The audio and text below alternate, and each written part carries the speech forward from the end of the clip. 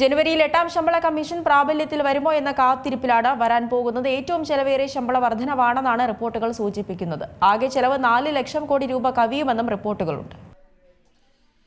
ജനുവരിയിൽ കേന്ദ്ര സർക്കാർ ജീവനക്കാരും പെൻഷൻകാരും 8ാം ശമ്പള കമ്മീഷൻ പ്രാബല്യത്തിൽ വരുമോ എന്ന കാത്തിരിപ്പിലാണ്.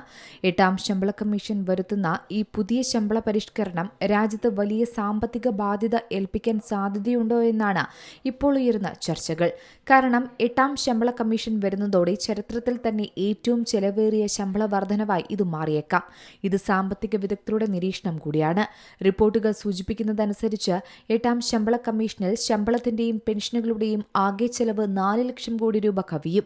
ഏകദേശം 5 പാദങ്ങളിലെ കുടിശ്ശിക തുക കൂടി കണക്കാക്കുമ്പോൾ മുൻ ശമ്പള കമ്മീഷൻ സൈക്കിളുകൾക്ക് സമാനമായി മൊത്തത്തിലുള്ള സാമ്പത്തിക ബാധ്യത 9 ലക്ഷം കോടി രൂപയോളം എത്താൻ സാധ്യതയുണ്ടെന്നാണ് കണക്കുകൾ സൂചിപ്പിക്കുന്നത്.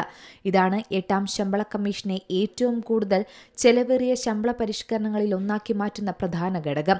അതായത് കേന്ദ്ര സർക്കാർ ജീവനക്കാരുടെ ഏറ്റവും കുറഞ്ഞ അടിസ്ഥാന ശമ്പളം എന്ന് പറയുന്നത് 18,000 രൂപയാണ്. പെൻഷൻകാർക്കാകട്ടെ 90,000 രൂപയാണ് ഏറ്റവും കുറഞ്ഞ അടിസ്ഥാന പെൻഷൻ കണക്ക്. Business desk, Zee Malayalam news.